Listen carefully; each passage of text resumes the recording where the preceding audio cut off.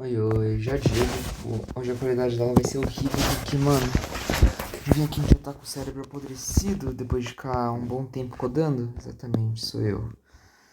Então, bem, basicamente, a gente hoje vai ver sobre retratos de fase, que basicamente é a forma em que a gente demonstra o comportamento das duas equações solução de um sistema linear.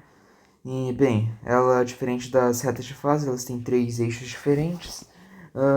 Bem, como a gente vai fazer elas? Basicamente, a gente tem aqui um sistema, que a gente tem o A e o Y e tal, outro vetor e tudo mais. Aí a solução geral seria isso aqui, beleza? A gente faz lá todos os processos do Y, do A menos E vezes I é igual a vezes V é igual a zero, aí determinante vai ser igual a zero, blá blá blá blá blá. Aí bem, beleza, a gente chega então que nessa solução geral, e aí a gente pode falar que o autovetor formado pela solução, pelos autovetores da solução, seriam y, y2, e aí a gente tem o C1 vezes e elevado a menos t sobre 6 vezes 1, mais C2 vezes e elevado a menos t sobre 2 vezes 1. Isso, e embaixo seria C1 vezes e elevado a menos t sobre 6 vezes 2, e C2 vezes e elevado a menos t sobre 6 vezes menos 2. Com isso, se a gente tomar, com isso a gente tem esse bagaço, certo? Aí, se a gente tomar a constante como zero e uma das constantes como zero, C1 ou C2 como zero, e a outra como 1, a gente vai conseguir isolar, né? O y1 ou o y2, porque basicamente vai ser basicamente um 2C1 vezes elevado a menos T6. Nossa, alguém tá tocando um funk desgracento, hein? C1 é igual a 1, C2 é igual a 0, então C1 vezes elevado a menos T sobre 6 é igual a Y1, e o C2C1 vezes elevado a menos T sobre 6 é igual a Y2. Então a gente pode falar que o Y2 é igual a 2Y1, porque se a gente falar que y1 é igual a e elevado a menos t sobre 6 e y2 é igual a 2 vezes e elevado a menos t sobre 6, então y2 é igual a 2y1, certo? Perfeito. Então, beleza. E aí, o que a gente faz com isso? Bem, se a gente faz um plano em que a gente tem o y2 e o y1 como os eixos dele, a gente pode falar então que o y2 ele cresce duas vezes mais rápido do que o y1. Então, em 1 e 2, e aí a gente vai fazendo esse bagação aqui, e aí, beleza, a gente tem essa reta. Mas, se você pensar bem, o y1 ele nunca vai ser negativo, porque e elevado a menos t sobre 6 ele nunca é negativo. Logo, isso aqui não existe. Essa parte aqui. Essa parte aqui não existe, porque y nunca vai ser negativo, então y sempre maior ou igual a zero. Não, maior que zero na real, né? Porque em que valores o y1 vai ser igual a zero? Não temos mais. Beleza. Se a gente fizer que o limite de t tendendo a infinito de e elevado a menos t sobre 6, então vai ficar 1 sobre e elevado a t sobre 6. Isso aqui é equivalente a 1 sobre infinito, e aí isso aqui é igual a zero. Ou seja, quando t tende ao infinito, ele vai tender a zero. Ou seja, apesar do y1 nunca tocar no zero e tal, y2 também, basicamente, isso aqui ele vai ir na direção do zero. Mas, é isso, mano. Então, basicamente, esse bagação aqui, ele vai indo na direção do zero. O y2 é igual a y2y1, ele vai indo na direção do zero. Por isso a gente pode falar que a setinha é nessa direção aqui. Porque quando t tende ao infinito, o e elevado a menos c sobre 6, ele vai tender a zero. Ou seja, isso aqui vai tender a zero. Y1 vai tender a zero, sei lá, y2 é igual a zero. Não sei dizer. Deixa eu só ver aqui. Beleza. Aí a gente tem aqui os limites. Aí uma outra forma de ver o y2 seria assim, se a gente vê três planos, aí tem o y1, o y2 e o t, aí o t tá indo nessa direção, aí o 2 e o 1, só para falar que o y2 ele cresce duas vezes mais rápido que o y1, aí fica assim, e aí a gente vê que ele tende a quando t tende ao infinito, y2 ele tende a zero. Aí a gente vê que isso aqui vai ser igual a... Isso aqui vai ter essa direção para baixo e tudo mais. Ai, ai. Tipo, a gente pode falar que tende a zero porque se a gente fizer tanto o limite de t tendendo ao infinito de e elevado a menos t sobre 6, a gente vai ter que isso aqui tende a zero. Então, o y1 ele tende a zero, certo? Então, esse aqui vai estar nessa direção. E se a gente fizer o 2y1, então ele também vai tender a zero, ou seja, ele vai estar assim também. Por isso que ele vai estar nessa direção aqui, entendeu? Porque a gente está fazendo o limite de t tendendo ao infinito de y1 e também teria que fazer do y2, mas como os dois são múltiplos, então tanto faz, os dois vão estar na mesma direção. Nesse caso, né, porque y2 é igual a 2y1 e o cosseno 4.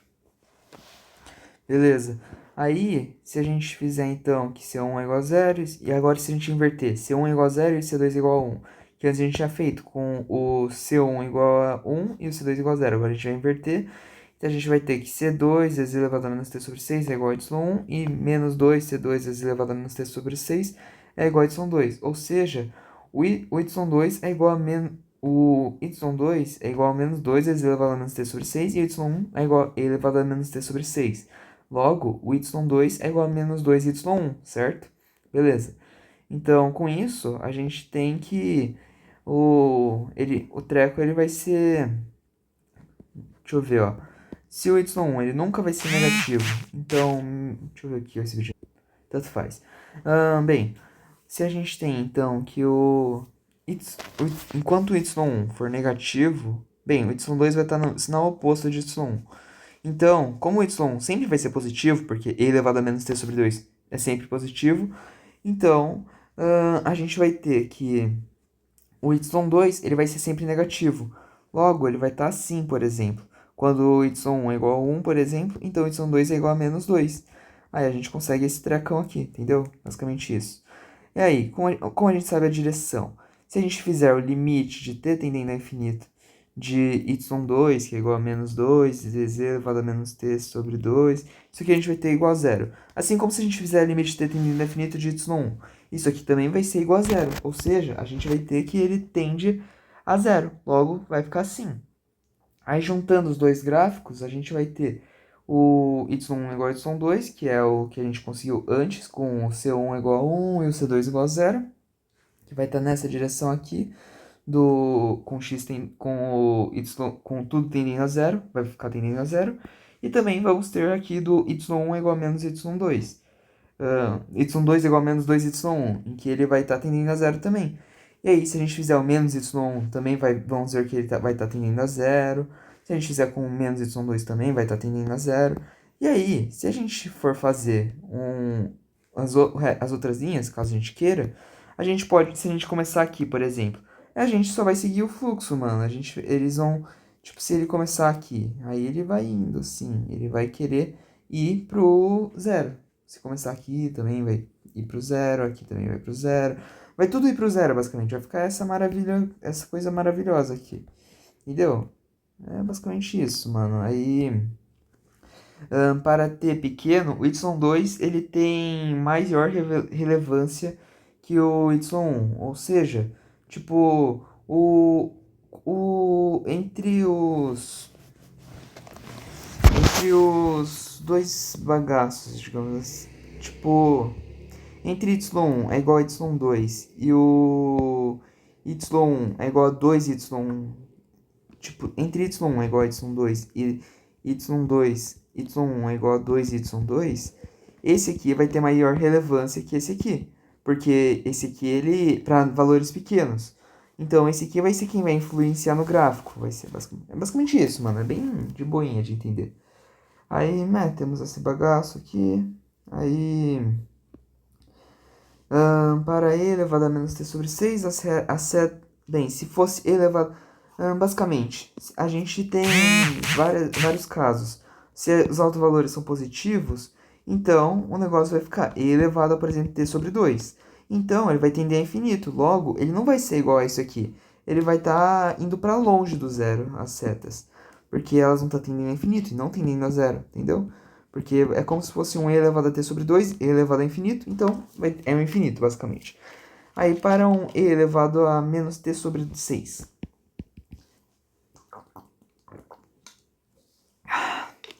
Nesse caso, se os altos valores forem negativos, então eles vão tender a zero. Porque se a gente tem um e elevado a menos t sobre 2 é equivalente a 1 sobre e elevado a t sobre 2. E aí, se o t tende a infinito, então e elevado a t tende a infinito. Logo, 1 sobre infinito ele é igual a zero. Então, o limite de t tendendo a infinito de e elevado a menos t sobre 2 é igual a zero. Com isso, a gente tem que ele seria nesse formato aqui. Vai estar tudo indo para o zero, todas as setas indo para o zero. Mas, se eles fossem reais distintos com sinais opostos, tipo um alto valor positivo e um negativo, então um deles ia estar indo para o zero e o outro ia estar indo para longe de zero, basicamente. Tipo aqui, ó, a gente tem um que está indo para o zero e o outro, ele está indo para longe de zero. Aqui tá bem feio o desenho, mas... Ai, ai.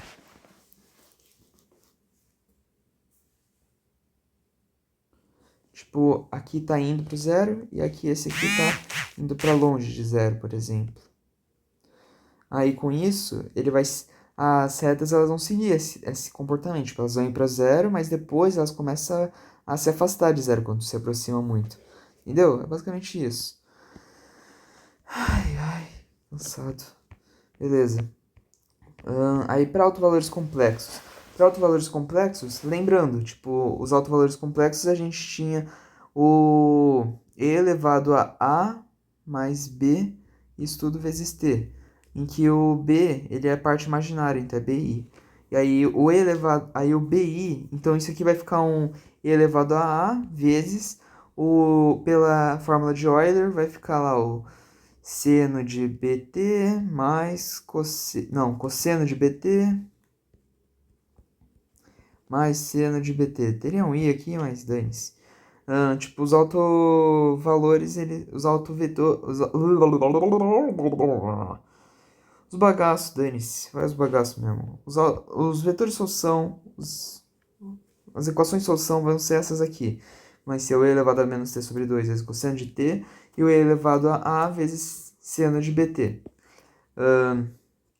Nesse caso aqui, ficou negativo. Tipo, se a parte real for negativa, então aqui vai ficar então, nossa, mano, foi mal, eu tô todo embolado. Basicamente, nessa função aqui, se a gente tem os dois autovalores, e elevado a menos t sobre 2 cosseno de t e menos e elevado a menos t sobre 2 seno de t. E aí, esses aqui vão ser as duas equações soluções. Então, a gente vai ter que uma delas vai ser o y1 é igual a elevado a menos t sobre 2 cosseno de t, e y2 é igual a menos e elevado a menos t sobre 2 seno de t. E aí, como a gente acha uma relação entre esses dois? Lembrando que seno ao quadrado... Ui, cacete, ficou tudo feio. Seno ao quadrado mais cosseno ao quadrado é igual a 1. Logo, se a gente elevar tudo ao quadrado, a gente vai conseguir achar uma relação a partir disso. Se a gente fizer y1 ao quadrado mais y2 ao quadrado é igual a e elevado a menos 2t. E elevado a menos t, porque e elevado a menos t sobre 2 ao quadrado é igual a e elevado a menos t. Vai ficar vezes cosseno ao quadrado de t. Vai ficar e elevado a menos t vezes cosseno ao quadrado de t. Menos e elevado a menos t vezes seno ao quadrado de t. Aí isso aqui vai acabar ficando só o e elevado a menos t sobrando. Porque e elevado a menos t vezes cosseno ao quadrado menos seno ao quadrado de t. Isso aqui vai ser igual a e elevado a menos t, se não me engano. Não, peraí. Deixa eu pensar aqui. Seno ao quadrado...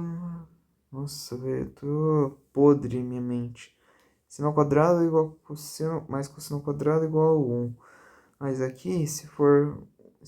Por que menos e elevado a menos t seno ao quadrado? Ah, porque é a função.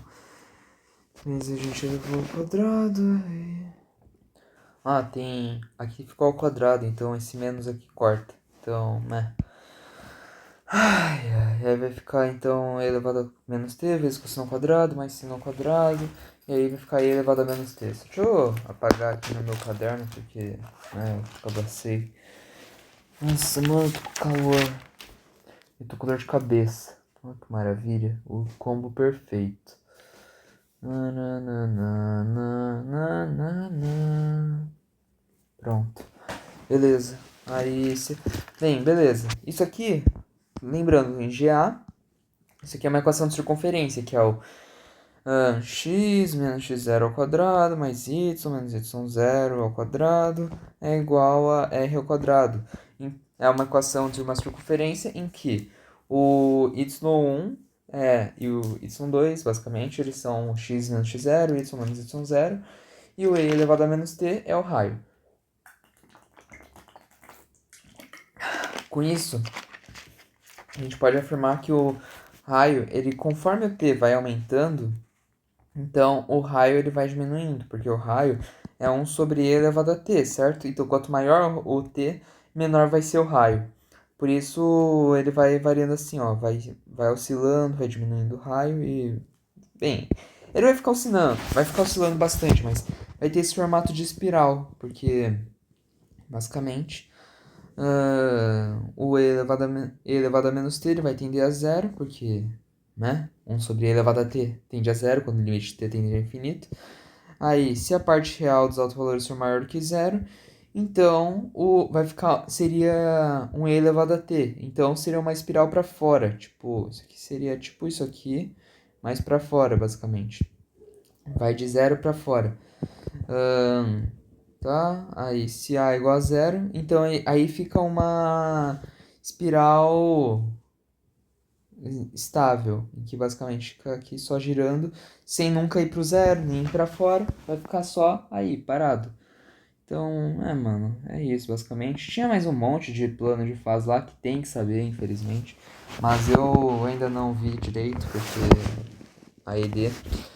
beleza. Aí temos as equações lineares de segunda ordem, que basicamente a gente pode transformar em sistemas, mas tem formas mais rápidas, que são inclusive as que a gente vai usar, porque sem tempo, amigo. E deixa eu ver se eu acho aqui, onde que foi. Acho que tá lá embaixo. Foi a última coisa que ela falou na aula, agora eu lembrei. Aí se temos então y1 e y2, a gente só vai olhar pro y1 e aí vamos fazer uns trecos.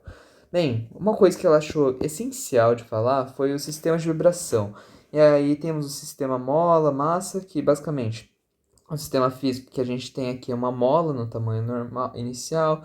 Aí depois a gente tem uma mola com uma certa compressão, depois ela é mais comprimida ainda. Aí o y ele vai ser a posição da mola, y' por a derivada da posição é a velocidade, y' é a aceleração total.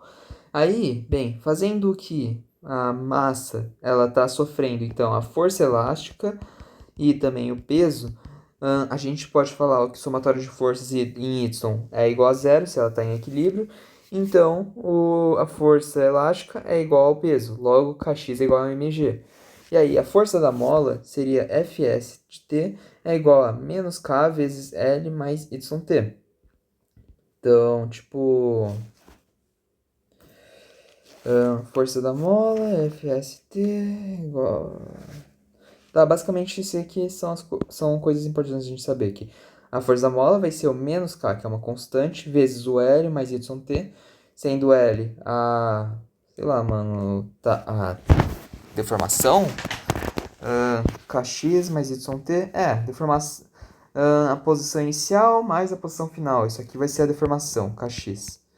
Aí o amortecimento vai ser uma outra constante, vezes a velocidade, que aí vai reduzindo a velocidade, por isso tem o sinal negativo. Aí a força externa, que vai ser uma força externa que vai, basicamente, é a força externa. Uau! E temos a força gravitacional, que é o peso, que é a massa vezes gravidade. Aí a força total vai ser a soma disso tudo. Vai ser a força gravitacional, força externa, força do amortecimento, força da mola e tudo mais. Mas, se a gente for abrir isso tudo aqui, a gente vai perceber que o m vezes g menos k vezes L, esses dois aqui vão zerar, porque, como a gente achou aqui no equilíbrio, m vezes g é igual a kx. E aqui está m vezes g menos k vezes L, que seria mais y, que seria o kx. Então, aqui a gente corta. Beleza, aí a gente sobra só o m vezes y', porque é a aceleração, mais x vezes y', ah, porque sim. De onde surgiu esse x? X... Ah, esse aqui é o alfa, foi mal, é o alfa. Alfa vezes y' de t mais k vezes y de t, porque só o k e o l, esse aqui vai cortar com o mg. Isso aqui vai ser igual a força externa. Aí a gente tem vários casos, que tem a forma a gente pode ser um sistema de uma da mola não fortalecida e não forçada, aí a gente só ignora a existência do amortecida, fala que é igual a zero, e a forçada também é igual a zero. Pode ser também uma amortecida e não forçada, se ela é amortecida, então vai ter isso aqui, mas ela não vai ter o FT, porque não é forçada. Pode ser não amortecida e forçada, então não vai ter isso aqui, mas vai ter a força T. Pode ser amortecida e forçada, e aí, se for amortecida e forçada, então ela vai ter a amortecida e a força, que vai ser tudo, basicamente. Beleza. Aí, se a gente tem o... Então... deixa eu só ver aqui onde que a gente tá. Nossa, olha que foto 4K. A y' mais by' mais cy. Tá, basicamente, se a gente substituir essas constantes que a gente tem, tipo, aqui a gente tem uma constante m, a gente tem a constante gama, a gente tem a constante k aqui e tudo mais. Se a gente substituir isso tudo por a, b, i, c, sendo a igual a massa, o b igual ao gama e o c igual a k, a gente vai chegar nisso aqui, que o a mais by mais cy é igual a zero. E aí, se a gente falar que o y é igual a e elevado a k vezes t, onde o k é um alto valor, o e elevado a k vezes t é igual a vezes k ao quadrado mais bk mais c, que é igual a zero. E aí, isso aqui tem que ser igual a zero e tudo mais. Aí, então, a gente chega no determinante de a menos alto valor vezes i é igual a zero, sendo k os altos valores de a. E aí, bem, a gente vai ter três casos possíveis, os altos valores distintos, em que a gente vai ter que a solução geral vai ter esse formato aqui, dos altos valores reais iguais e os altos valores complexos. E aí, vamos pegar um exemplo. A gente tem o y' menos y' mais y sobre 4. Supondo que a gente pode supor que a nossa hipótese inicial, que a solução geral, é igual a e elevado a lambda t. Aí... Não, isso aqui não é solução geral, não. Supõe a hipótese inicial, supõe que y de t é igual a e elevado a lambda t. Tá, aí e elevado a lambda t é igual a lambda ao quadrado, que é só a gente fazer e elevado a lambda t, linha é igual a lambda vezes e elevado a lambda t. E aí o linha disso vai ser o lambda ao quadrado vezes e elevado a lambda t. Aí a gente já tem o menos lambda e o mais um quarto, que seria o e elevado a lambda t sobre 4. E aí, fazendo o delta disso aqui, a gente vai chegar que delta é igual a zero. Então a gente faz os triângulos dos autovalores e autovetores e tal, que os autovalores aqui vão ser igual a 1 sobre 2. Então a solução geral vai ser C1, que é uma constante, vezes e elevado a t sobre 2, mais constante 2, vezes e elevado a t vezes e elevado a t sobre 2. Perfeito? Aí de uma outra forma, diz que é a forma mais giregotângulo que a gente fez lá atrás, que é o falar que o y1 é igual a y, y2 é igual a y', a y1' é igual a y2, y2' vai ser o y2 menos y1 sobre 4. A gente está fazendo essa equação ainda, tá? Mas agora na outra forma. Aí a gente vai conseguir fazer nas matrizes em que aqui, y1 é igual a zero, então é zero. Aqui a gente tem a gente tem aqui a gente tem 1 y2, então por isso que é 1. A gente também tem aqui o 1 y2 e menos 1 quarto, então a gente vai fazer menos 1 quarto e o 1, aí a partir disso a gente vai fazer uns trecos que aí depois a gente vai chegar na solução geral, que eu não lembro direito como faz. E bem, vamos jogar pó de novo, já que essa desgraça aqui não focou. Então, vamos aqui. Tá. Aí então. Ô, cassino, tá tudo riscado essa porcaria. Ora bolas. Tá bom. Temos aqui as soluções não homogêneas. As soluções não homogêneas, como a gente vai resolver? tem o caso da método da variação de parâmetros, que a gente não aprendeu direito, ela só mencionou, e também dos coeficientes indeterminados. O da variação de parâmetros, a gente vai substituir as constantes por funções, por outras funções, vai fazer mó trabalheira lá e vai ficar mó feio.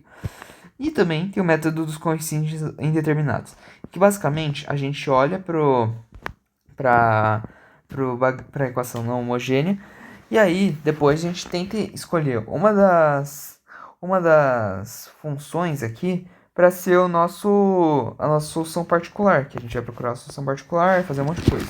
Então, por exemplo, aqui, a gente tem que o y' é igual a 4. Não, a gente tem que a solução particular vai ser o 3 vezes o a vezes e elevado a 2t, sendo a uma constante qualquer. E aí a gente vai fazer que o y' vai ser igual a 4, que, bem, o y' é igual a 2 vezes a vezes e elevado a 2t. E o y' seria o 4 vezes a vezes e elevado a 2t. Beleza, perfeito. Aí na equação a gente tem que 4a vezes e elevado a 2t, menos 3 vezes 2 vezes a elevado a 2t, menos 4 vezes a vezes e elevado a 2t, vai dar igual a 3 e elevado a 2t. Basicamente a gente só substituiu esses valores aqui nessa equação. E aí com isso a gente chega que menos 6a vezes e elevado a 2t é igual a 3 vezes e elevado a 2t, e a gente chega no valor da constante. E aí depois, só juntar na equação da solução geral e tudo mais, essa solução particular. Entretanto, isso nem sempre vai dar certo, porque a solução particular, ela pode ser, em alguns casos, uma solução também da solução. Também pode ser uma solução dessa equação não homogênea. Isso aí daria ruim, basicamente, daria um sistema impossível e tudo mais. Então, tipo, para isso não acontecer, a gente vai ter que. A gente faz. Tem uma tabelinha lá que fala como os casos que a gente faz e tal, bonitinho. Mas quando a gente tem o e elevado a 2t, por exemplo, a gente vai ter que multiplicar por t elevado a s. Onde s é um número qualquer que vai ser grande o suficiente para yp não ser mais solução homogênea, da homogênea. Tá aí. Ah, e um treco que eu não expliquei direitinho aqui foi só que o y2 é igual a yt, 1 vezes t, ela é um sistema linearmente independente, porque o y1 vezes t, fazendo o teorema Wronskiano, ou a determinante Wronskiana, a gente consegue que isso aqui vai dar um determinante diferente de zero. Além disso, se o y2 é igual a y1 vezes t, o t ele é uma variável, não é uma constante. Logo, é impossível que o y1 seja múltiplo de y2 sendo multiplicado por t e tudo mais. Então é isso, mano. Eu tô meio morto, mas ainda tenho que gravar a aula de FEMEC. Ó, que alegria.